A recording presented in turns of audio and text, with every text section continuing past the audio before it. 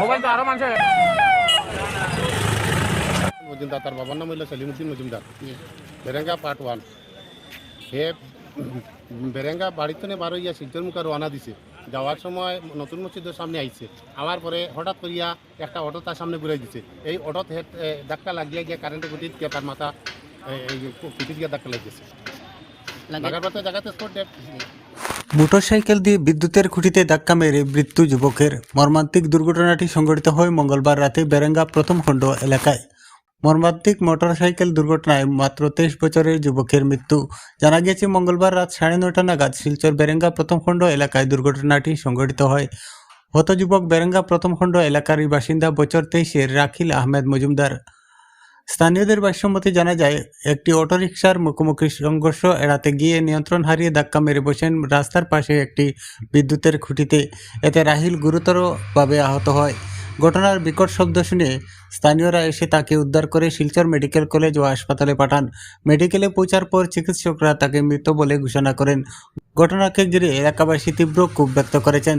তারা সংবাদ মাধ্যমকে জানান, কয়েকদিন পূর্বে রাস্তাটির মেরামত হয়েছে, কিন্তু রাস্তার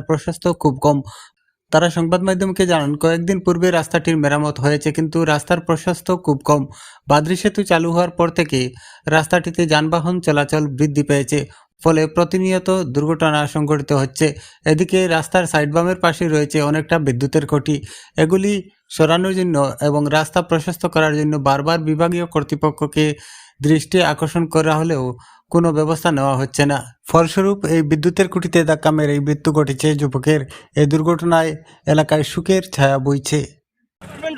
ব্যবস্থা এইরকম ইলেকট্রিক ফুল একদম রাস্তার কিনারো এই ধরনের কিছু অ্যাক্সিডেন্ট হইবই।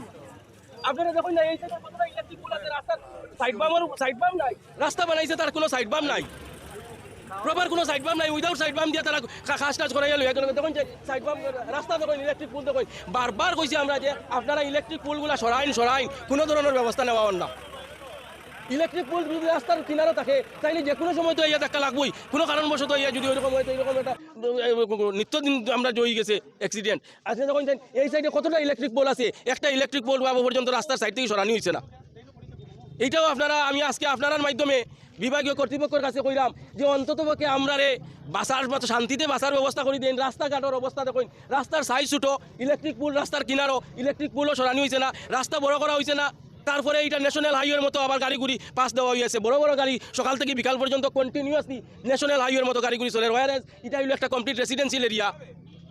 হ্যাঁ, যদি আপনারা ন্যাশনাল হাইওয়ের মতো গাড়ি চলাচলের পাস দিতে লাগে তাহলে আপনারা রাস্তা বড় করেন, ল্যান্ড অ্যাকোয়ার করেন। কাজ টাকা আছে, প্রচুর কাজ টাকা আছে। রাস্তাটা বড় করতে কী অসুবিধা আছে? আমরা বারবার কইলাম, বিভাগীয় কর্তৃপক্ষের কাছে বারবার আমরা দাবি জানাইছি যে অন্ততপক্ষে রাস্তাটা বড় করা হোক, কিন্তু রাস্তা বড় করার তারা কোনো সিদ্ধান্ত নেয় না। এখানে খাস জায়গা যে রাস্তা আছে, ডাবল লাইন রোডের পর্যাপ্ত ব্যবস্থার জায়গা আছে, কিন্তু তারা এই ধরনের কোনো বিহিত ব্যবস্থা নিতেছে না। যার কারণে আমরা ডেইলি আমরা অ্যাক্সিডেন্টের সম্মুখীন হইতেছি। আজকে এখানে একটা তরতাজা ছেলে অ্যাক্সিডেন্ট হয়েছে। এই যে গাড়িগুলি চলে, কিছুদিন আগে আরও একটা অ্যাক্সিডেন্ট হয়েছে। বাদ্রিঘাটের কিনারে একটা অ্যাক্সিডেন্ট হয়েছে, বাদ্রিঘাট ব্রিজের হইতে পারে আর একটা অ্যাক্সিডেন্ট হয়েছে। ওই 2023 মধ্যে মোর দেন 10 অ্যাক্সিডেন্ট হয়ে আসছে।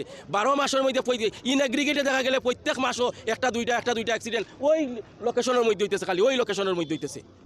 গতিকে আমরা আজকে বিভাগীয় কর্তৃপক্ষের কাছে বিশেষভাবে অনুরোধ করি আর যে রাস্তার যে দুরবস্থাটা আপনার ব্যবস্থা করে দেওয়া হোক, আর বড় বড় গাড়িটারে পাস দিতে সময় ট্রাফিক আইন মেনটেন করিয়া যাতে দেওয়া হয়, যাতে স্পিড ব্রেকারও দেখে এবং ট্রাফিক আইন মেনটেন করে বড় বড় গাড়ি একটা টাইম শিডিউল দেওয়া হোক যে ওইটা থেকে ওইটা পর্যন্ত গাড়িগুড়া যাতে টাউনের মধ্যে না ঢুকে।